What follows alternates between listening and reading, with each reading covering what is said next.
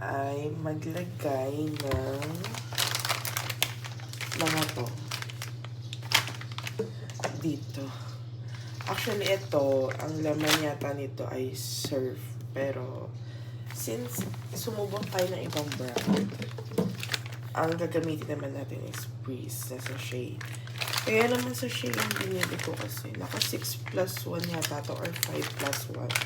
So, sayang diba? Kaya mag-start na tayo. So, para para madalian tayo, ikakat lang natin.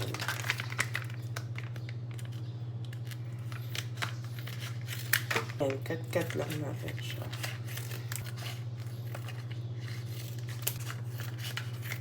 Sabay na lang.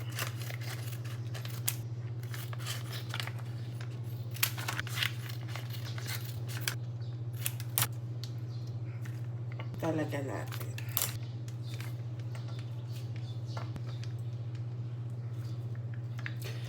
Tapos kay Surf naman, mabango talaga si Surf.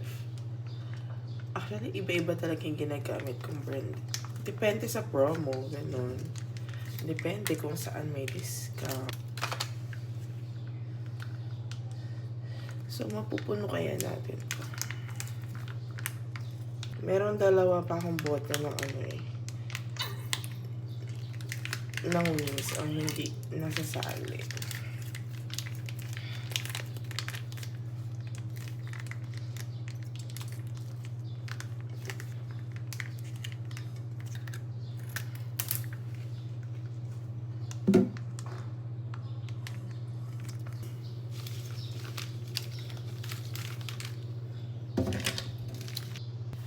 Ayan. So, hinaluan ko na ng tubig to. Para 80% of dishwashing liquid, tas 20% na tap water.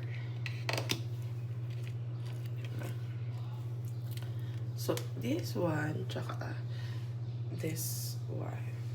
From IKEA and then from store. And natapos na tayo sa paglalagay. At may natira pa ako na shampoo. And naka-mix together na din ito. Fabric conditioner ko.